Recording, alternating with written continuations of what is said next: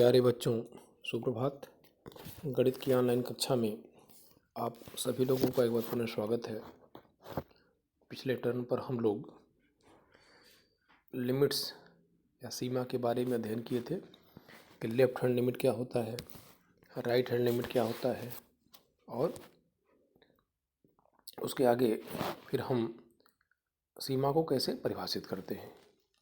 ठीक, अब आज हम लोग पढ़ेंगे कि किसी दिए हुए फलन की सीमा ज्ञात करने की विधियाँ, लिमिट सीमा ज्ञात करने की विधियाँ, method to solve the limit.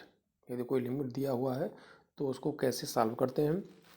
हालांकि एक दो मेथड पिछले टर्म पर भी बताए गए थे, लेकिन उसको एक बार हम लोग पुनः जो है रिपीट करेंगे कि जब भी पहला मेथड क्या है, लिखा हुआ है डायरेक्ट सब्स्टिट्यूशन। जो भी लिमिट दिया हुआ है,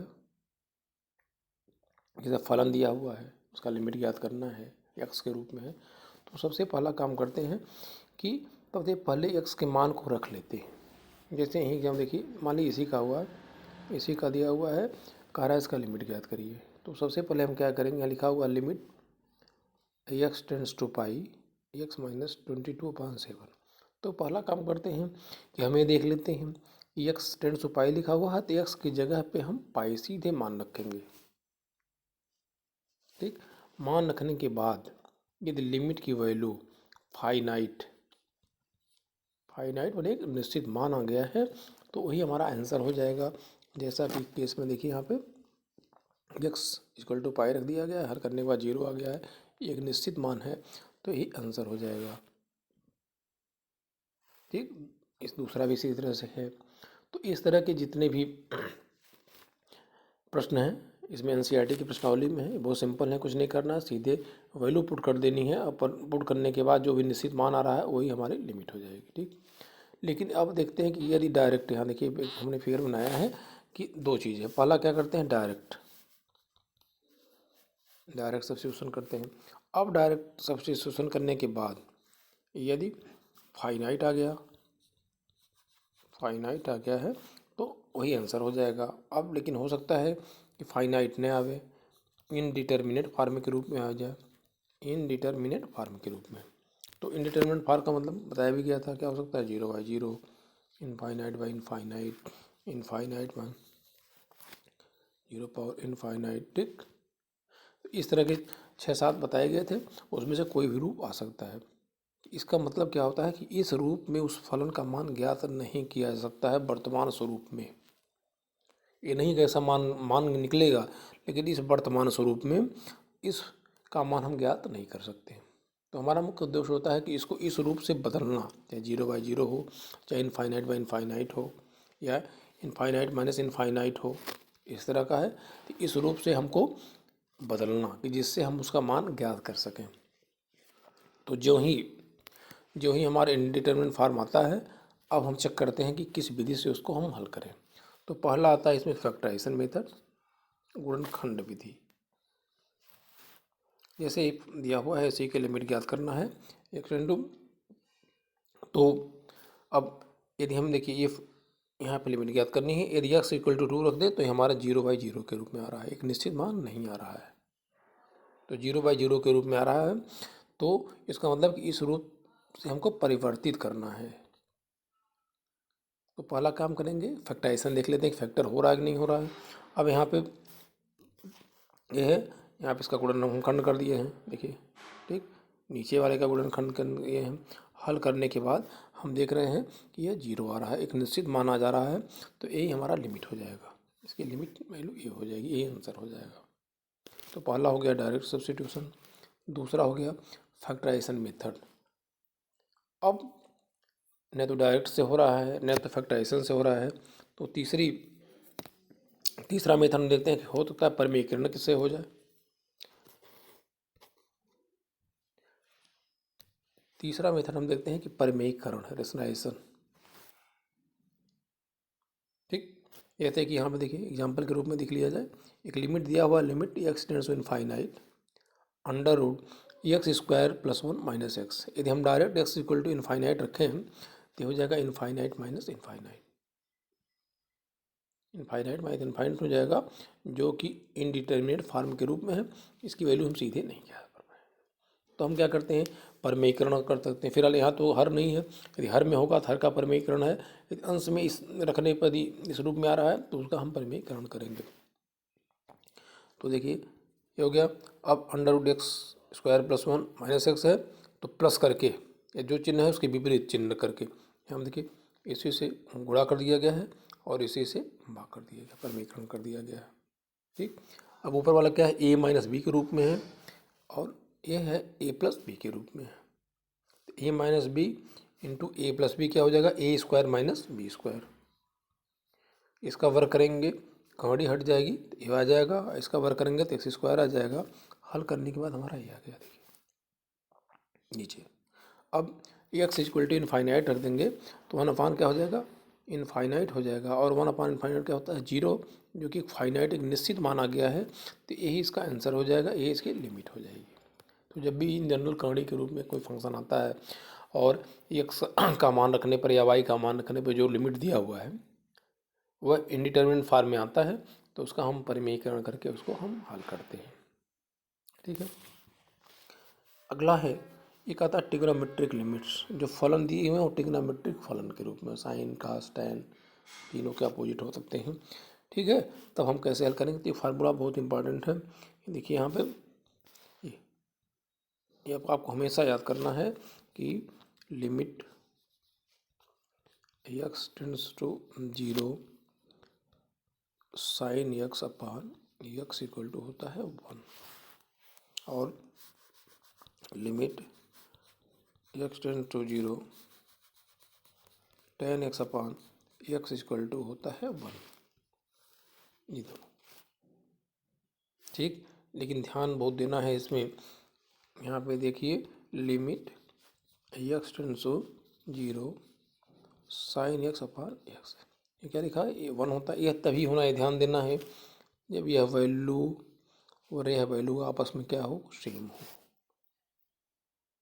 देखिए आपस में x टेंड्स टू 0 होना चाहिए और ये वैल्यू आपस में सही में तीनों एक होना चाहिए। ठीक, लेकिन देखिए यहाँ पे यह दोनों वैल्यू आपस में सेम हो तो हम उसका मान एक रखते हैं। जैसे आ गया ऐसे limit x tends to 0 sine 4x आ गया और ये 4x नीचे भी हो गया। देखिए यह दोनों आपस में समान है, तो बिना देखे हुए सीधे इसका मान क्या हो जाएगा, 1 हो जाएगा। ठीक, ऐसे ही हो सकता है यदि स्क्वायर के रूप में, ध्यान देना है, ऐसे स्क्वायर के रूप में है, जैसे साइन x/2 हो गया अपान x/2, यहाँ भी हो गया, ये हो गया लिमिट x टेंड्स टू 0 हो गया और ये स्क्वायर के रूप में है। ठीक, तब भी इसका मान क्या होगा, 1 होगा। देखिए ये दोनों आपस में क्या है, बराबर है। ठीक है, तो इसका ध्यान देना है, ये दोनों आपस में बराबर है तभी 1 होगा, नहीं है तो किसी प्रकार से उसको हम गुणा भाग करके इस मान को, तो ये तो रहेगा ही, इसी के मान को आगे पीछे चेंज करके हम क्या करते हैं, बराबर करते हैं। तो एक फार्मूला ये हो गया। ये tan x वाला भी वही थीम है कि दोनों मान आपस में क्या होगा, बराबर होगा और ये मान उनके बराबर होता है। ठीक है, बहुत इंपॉर्टेंट है इस तरह का, इसका प्रयोग हमको करना है। जैसे प्रश्नावली 13.1 NCERT का 13वां है, कह रहा limit x tends to 0 sine ax upon bx है। ठीक, इसका मान ज्ञात करना है तो लिमिट x टेंड्स टू 0 हो जाएगा। यहाँ पे देखिए साइन ax, इसको ऐसे लिख लिया गया, sign ax upon ax into ax है। यहाँ पे देखिए ax से x कस देगा, फिर यही हमारा आ जाएगा, कोई अंतर नहीं आ गया, तो sign ax upon ax into ax हो गया। क्योंकि यहाँ पे हम जानते हैं कि यदि यहाँ ax दिया हुआ है तो नीचे यदि ax आएगा तभी उसका मान 1 होना है। ठीक, तो ax से गुणा भाग यहाँ कर दिया गया है अपान bx हो गया। अब देखिए यहाँ पे ये x और x क्या हो जाएगा, कैंसिल हो जाएगा, a/b हो गया, साइन ax अपान ax हो गया, a अपान b एचर बाहर हो गया, फिर हो गया limit x tends to 0 sine ax upon ax, ये हो गया।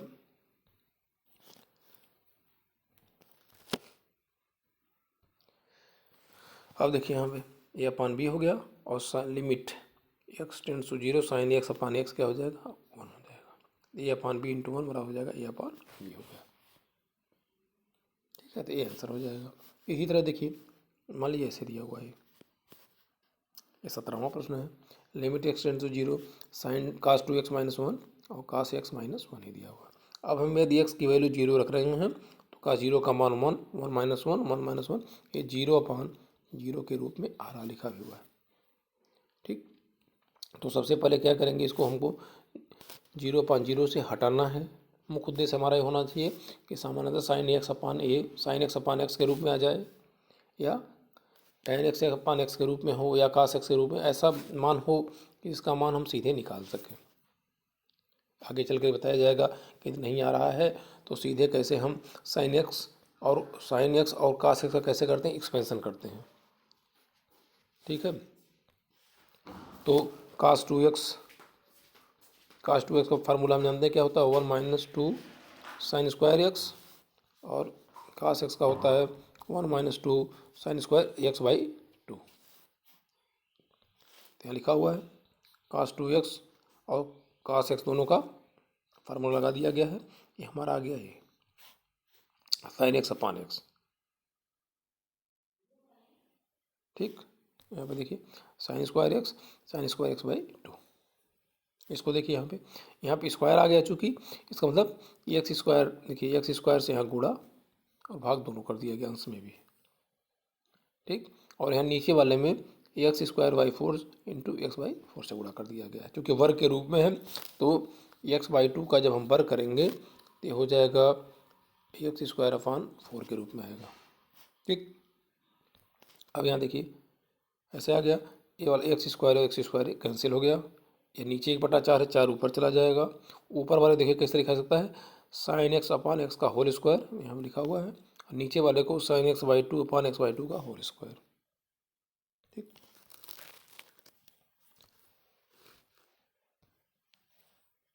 तो ये हो गया। अब देखिए ये हो जाएगा limit x tends to zero sine x upon x का होल स्क्वायर, नीचे हो जाएगा limit x tends to zero sine x by 2 upon x by 2 का होल स्क्वायर, और ये मान किसके बराबर होता है, 1 के मान में भी हो जाएगा और ये भी 1 के बराबर हो जाएगा। क्योंकि देखिए यहाँ एक्स और एक्स नीचे सेम है, यहाँ एक्स बाई 2 और एक्स बाई 2 है, तो मान रखने के बाद हमारा कितना आ गया, 4 आ गया। ठीक है, अब 13.1 का 10वां प्रश्न हम लोग देखें। ये लिखा हुआ है limit z tends to 1 z power 1/3 minus 1 z power 1/6 minus 1 upon. ठीक है, अब यदि हम जेड बराबर 1 रख दें, सीधे रख देंगे तो 0/0 के रूप में आ रहा है, 0/0 के रूप में आ रहा है। इसका मतलब कि इस रूप में इसका हल नहीं निकल सकता है।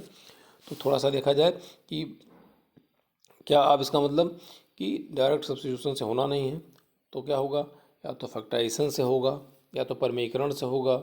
ठीक, अब यहाँ पे देखिए जेड पावर 1/3 को कैसे लिखा गया, देखिए जेड पावर 1/6 का होल स्क्वायर लिख दिया गया है।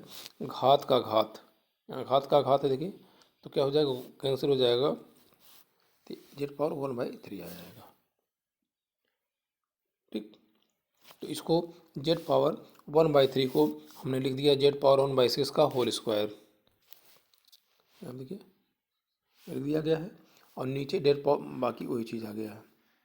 अब यहाँ पे अंश में देखिए, अंश में ए स्क्वायर माइनस बी स्क्वायर का फार्मूला लगा देंगे तो हो जाएगा ए प्लस बी अपान ए माइनस बी। यह दोनों क्या हुआ, कैंसिल हो गया। अब हमारा क्या आ गया, ये आ गया। ठीक, अब सीधे हम मान रख देंगे तो हमारा ये आंसर आ जाएगा। ठीक है, इसी तरह से 13.1 का 16वां प्रश्न देखा जाए। यहाँ पे ये टेक्नोमेटिकल फंक्शन आ गया। ठीक है, तो यहाँ तो हालांकि यहाँ हमने दूसरे चर के रूप में इसको थोड़ा सा कन्वर्ट कर दिया है, लेकिन आप चाहें तो इसको सीधे लगा सकते हैं, कोई ज़रूरत नहीं है। यहाँ लिखा हुआ है, ये लिखा हुआ है limit x tends to 0 cos x upon pi minus x. ठीक है, यहाँ आप सीधे जो है हम क्या करेंगे, सीधे मान रख देंगे, डायरेक्ट सब्स्टिट्यूशन करेंगे, सीधे एक्स की वैल्यू पुट करेंगे। ये हो जाएगा cos 0 अपान पाई माइनस 0। ठीक, cos 0 का मान कितना होता है, 1 होता है, अब पाई तो 1 अपान हो गया पाई। ठीक है, तो बहुत ही सिंपल है, इसको कोई करने की ज़रूरत नहीं है, चाहे तो आप समझ भी सकते हैं कैसे किया गया है। ठीक है, आगे हो सकता है किसी ज़रूरत पड़ जाए सब चेंज करने के लिए। तो अब यहाँ देखिए, फिलहाल आप पहले मेथड के द्वारा ही करिएगा। हमने पाई माइनस एक्स बराबर वाई मान लिया। ठीक है, तो एक्स बराबर क्या हो जाएगा, पाई माइनस वाई हो जाएगा। और यहाँ देखिए, यहाँ लिमिट क्या है, x tends to zero, x tends to zero. तो जब एक्स का मान देखिए यहाँ पे जीरो रख रहा है, एक्स टेंड्स टू जीरो यहाँ कर दिया जाए, इसी में रख के देखा जाए, इसी में रख के देखना है। और जब एक्स टेंड्स टू जीरो कर दिया जाए तो वाई का टेंड्स क्या हो जाएगा, पाई। अब पूरा का पूरा जो ये था इसको हमने वाई में बदल दिया, पूरे व्यंजक को। तो एक्स टेंड्स टू जीरो हो जाएगा, लिमिट वाई टेंड्स टू पाई हो गया। कास एक्स के जगह कितना हो गया, पाई माइनस वाई हो गया, तो यहाँ कास पाई माइनस वाई हो गया, अपान वाई कर दिया गया है। ठीक, सीधे मान रख देंगे तो हमारा मान आ जाएगा। ठीक है, फिलहाल यहाँ कोई जो ज़रूरत नहीं थी डायरेक्ट सब्स्टिट्यूशन करने के लिए या डायरेक्ट बदलने के लिए किसी दूसरे चर में एक्स को जो है वाई के रूप में बदलने की कोई ज़रूरत नहीं थी। तो आप सीधे एक्स का मान रख करके ही करेंगे। अब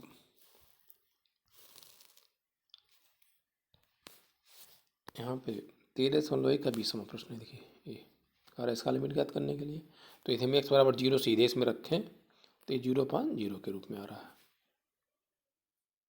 ठीक, तो सबसे पहले क्या करते हैं कि देखिए एक्स से अंश और हर में भाग दे दिया गया है, इस 0/0 को हटाने के रूप में हम धीमे धीमे आगे बढ़ेंगे।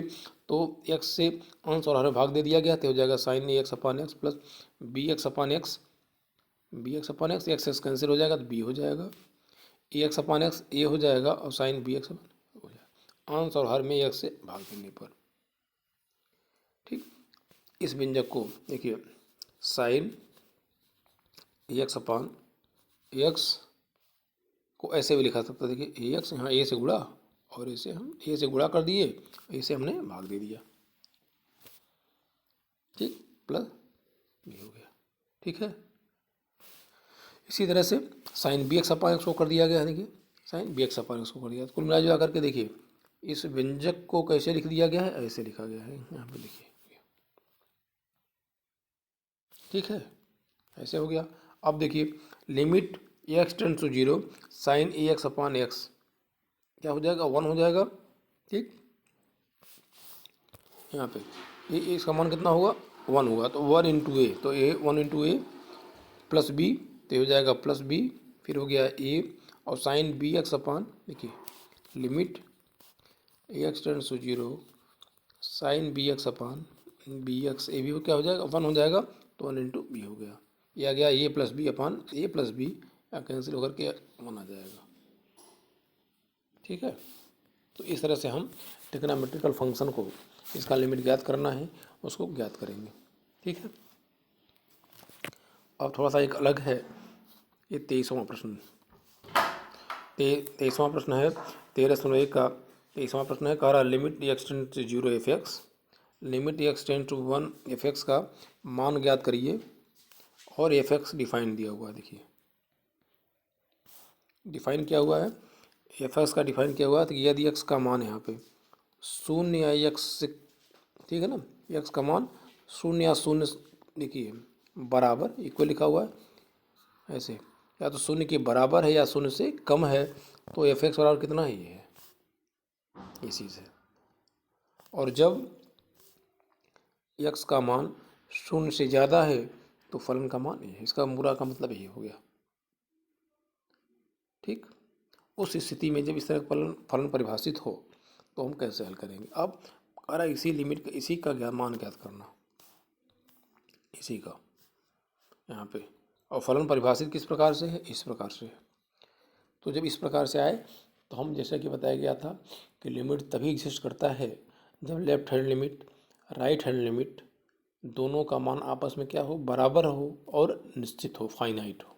तो सबसे पहले हम क्या करेंगे इस स्थिति में कि हम लेफ्ट हैंड लिमिट निकालेंगे, राइट हैंड लिमिट निकालेंगे, देखेंगे दोनों आपस में बराबर हो रहे हैं कि नहीं हो रहे। तो एक तरीका देखिए यहाँ पे, लेफ्ट हैंड लिमिट किस पे ज्ञात करना है, ध्यान देना है, x टेंड्स 0, ठीक है ना, ये लिखा हुआ है। तो लेफ्ट हैंड लिमिट निकालने के लिए, लेफ्ट हैंड लिमिट निकालने का मतलब कि x बराबर 0 पर हमको लिमिट की मान ज्ञात करना है या जांच करना है। तो लेफ्ट हैंड लिमिट का मतलब होता है कि x जो है 0 की तरफ बाएं ओर से अग्रसर हो, बाएं ओर से अग्रसर हो। तो उसको हम कैसे लिखते हैं कि limit x tends to 0 minus f x, जैसा कि पहले बताया गया है। ठीक, यदि हमको x बराबर 1 पे लेफ्ट हैंड लिमिट निकालना है तो हम लिखेंगे limit x tends to 1 minus f x. इसका मतलब हो गया कि x जो है मन की तरफ बाएं ओर से अग्रसर है, कहने का मतलब ये। ठीक, तो सबसे पहले हमने ये वो लिख लिया, x tends to 0 minus f x लिख लिया। ठीक, अब लिमिट x टेंड्स टू, देखिए यहाँ पे 0 माइनस हो गया। 0 माइनस का मतलब क्या हुआ कि जब x 0 की तरफ बाएं ओर से अग्रसर है, मतलब x का मान कहीं कहीं 0 से कम है, और चूँकि x का मान जब 0 से कम है, देखिए यहाँ पे 0 का मान, x का मान 0 से कम है, तो फलन का मान क्या है, 2x प्लस 3 है। तो ये लिख दिया, देखिए 0 माइनस हो गया, अब फलन का मान क्या हो जाएगा, 2x प्लस 3 हो गया। ठीक, यही करना था। अब अगला स्टेप थोड़ा सा ध्यान देना है, इसको इतना करना है कि अगले स्टेप में लिमिट एक चीज़ बढ़ाना है, एच टेंड्स टू 0। देखिए एच टेंड्स टू 0, एच क्या है, बहुत छोटी सी क्वांटिटी है जो एक एक बहुत नज़दीक है। लिमिट एच टेंड्स टू 0 करना है, और जहाँ जहाँ एक्स है, जहाँ जहाँ एक्स है वहाँ क्या रख देंगे, 0 माइनस एच रख देंगे। इतना करना जहाँ जहाँ एक्स है। ठीक, यदि हम एक्स टेंड्स टू 1 या 1 पर हम लिमिट को ज्ञात करना है तो एच टेंड्स टू 0 करेंगे लास्ट में, और क्या करेंगे, जहाँ जहाँ एक्स रहेगा 1 माइनस एच कर देंगे। ठीक, जैसे कोई फलन एफ एक्स है, यहाँ लिखा हुआ है, सॉरी, ऐसे limit x tends to a f x ज्ञात करना। ठीक, तो लेफ्ट हैंड लिमिट निकालने क्या करेंगे, लेफ्ट हैंड लिमिट ये हो जाएगा limit x tends to a minus f x हो जाएगा। ठीक है, अब अगला चरण में क्या होगा, लिमिट देखिए, ये ध्यान देना हमेशा, एच टेंड्स टू 0 करेंगे, एफ कर देंगे, और एक्स की जगह क्या हो जाएगा, E minus H, E minus H. ये ध्यान देना, सब में ही लेफ्ट हैंड लिमिट ज्ञात करने के लिए सब इसमें इसी प्रकार से हम करेंगे। अब चूँकि यहाँ पे ए की जगह क्या है, यहाँ क्या है, ए की जगह क्या है, 0 है, तो यहाँ क्या किया है, 0 माइनस एच कर दिया गया। तो लिमिट एच टेंड्स टू 0, 2 हो गया, देखिए 2 एक्स है तो एक्स एफ हो गया 0 माइनस एच प्लस 3। अब क्या करेंगे, एच की जगह पे हम डायरेक्ट पुट कर देंगे, एच बराबर क्या रख देंगे, 0 रख देंगे, तो हमारा वैल्यू कितनी आ जाएगी, 3 आ जाएगी। ये लेफ्ट हैंड लिमिट के लिए है। ठीक है, इसी प्रकार से उसी का देखिए राइट हैंड लिमिट निकालना है। राइट हैंड मतलब ये हो गया, मतलब यहाँ पे एक्स बराबर 0 पे जांच कर, राइट हैंड लिमिट का मतलब है कि एक्स का मान 0 की तरफ, राइट की तरफ से अग्रसर हो। ठीक, तो राइट हैंड लिमिट इसको ऐसे लिखते हैं, लिमिट एक्स टेंड टू क्या लिख देंगे, 0 प्लस एफ एक्स, ऐसे लिखा जाता है। अब देखिए, जब राइट की ओर एक्स का मान शून्य की तरफ दाएं की तरफ से वो अग्रसर हो रहा है, मतलब क्या है, एक्स का मान 0 से क्या है, ज़्यादा है फिलहाल है। तो जब एक्स का मान 0 से ज़्यादा है, एक्स का मान 0 से ज़्यादा है, तो यहाँ देखिए क्या है, जब एक्स का मान 0 से ज़्यादा है तो फलन का मान इस तरह से परिभाषित है, 3 ब्रैकेट में क्या है, एक्स प्लस 1 है। ठीक है, तो देखिए, तो हो गया 0 हो गया एफ एक्स, और मान फलन का मान क्या है, 3x प्लस 1 हो जाएगा। ठीक, इसमें क्या करते हैं, एच इक्वल टू, देखिए एच टेंड्स टू 0 कर देते हैं, और वहाँ कहा था, देखिए 0 माइनस एच था, और राइट हैंड लिमिट में क्या कर देते हैं, 0 जहाँ जहाँ एक्स रहेगा वहाँ 0 प्लस एच कर देंगे। यहाँ जहाँ रहेगा। ठीक, तो limit h tends to zero, 3 0 plus h हो गया प्लस 1 हो गया। एच का मान 0 कर देंगे तो राइट हैंड लिमिट का मान 3 हो गया। तो लेफ्ट हैंड लिमिट भी हमारा 3 हो गया, राइट हैंड लिमिट भी हमारा क्या हो गया 3 हो गया। क्योंकि left hand limit right hand limit आपस में क्या है बराबर है, इसलिए लिमिट एग्जिस्ट करेगा और उसका मान कितना हो गया 3 हो गया। ठीक है, इसी में दो मान एक मान और ज्ञात करना था, ये जरा उसका भी देखा जाए।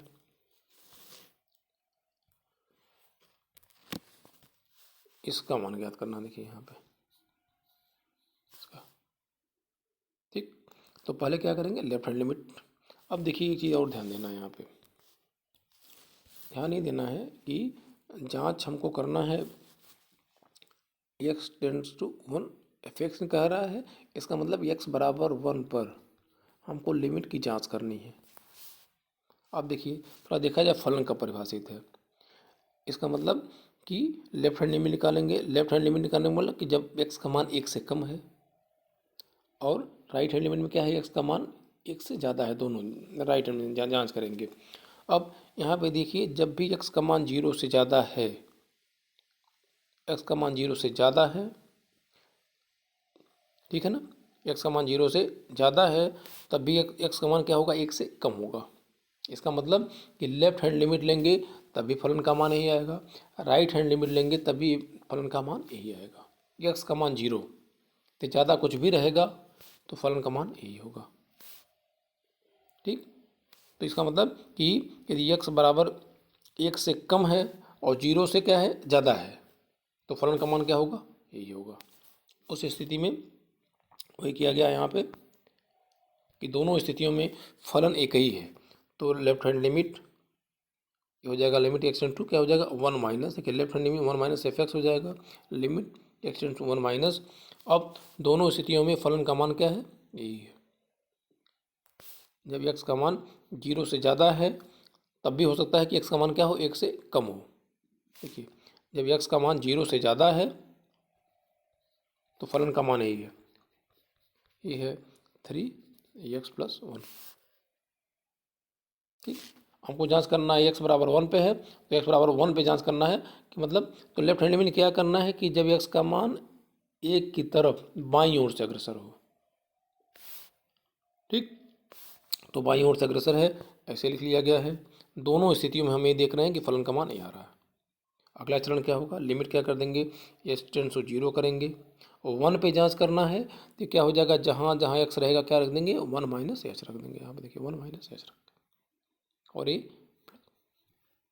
ठीक, अब लास्ट में क्या करते हैं h बराबर 0 रख देते हैं, हमारा फलन का मान आ गया, सॉरी, तो लिमिट का मान क्या आ गया, लेफ्ट हैंड लिमिट का मान आ गया 6। राइट हैंड लिमिट के लिए देखिए ये limit x tend to 1 plus f x हो जाएगा, limit x tend to 1 plus, और जब फलन का एक्स का मान 1 से ज़्यादा है तब भी फलन वही परिभाषित होगा, ये 3x प्लस, तो ये रख दिया गया है। ठीक है, अब आगे हो जाएगा लिमिट एक्स टेंड्स टू 0 हो जाएगा, 3 हो जाएगा, और राइट हैंड लिमिट के लिए क्या करेंगे जहाँ जहाँ x है वहाँ क्या रख देंगे 1 प्लस एच रख देंगे। यदि हमको 2 पे जांच करना है, x बराबर 2 पे जांच करना है, तो राइट हैंड लिमिट के लिए RHL के लिए सॉरी राइट हैंड लिमिट के लिए ये स्टैंड क्या करेंगे 0 करेंगे, और जहाँ जहाँ x रहेगा वहाँ क्या करेंगे 2 प्लस एच करेंगे, और लेफ्ट हैंड लिमिट के लिए क्या लिखेंगे 2 माइनस एच लिखेंगे। यदि इस पे जांच करना है तो फिलहाल हमको x बराबर 1 पे जांच करना था, तो h tends to 0 3 1 plus h हो गया प्लस 1 हो गया, एच बराबर हम 0 कर देंगे तो ये मान आ गया। तो ये भी फाइनाइट है, देखिए निश्चित है, ये भी फाइनाइट है, और दोनों का मान क्या है इक्वल है। लेफ्ट हैंड लिमिट यहाँ लिखा भी है, left hand limit right hand limit दोनों बराबर है और दोनों का मान इक्वल है 6 है। इसका मतलब कि इसका इस लिमिट की वैल्यू कितनी हो जाएगी 6 हो जाएगी।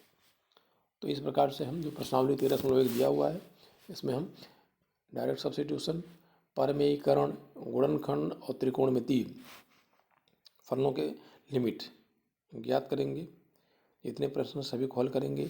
बाकी जो लास्ट मेथड बताया गया है इस तरह का मेथड है, ठीक, जहाँ फलन अलग अलग परिभाषित है इस तरह का, ठीक है ना, इस तरह से परिभाषित है। आगे के सभी प्रश्न जो है लगभग इसी तरह के दिए हुए हैं।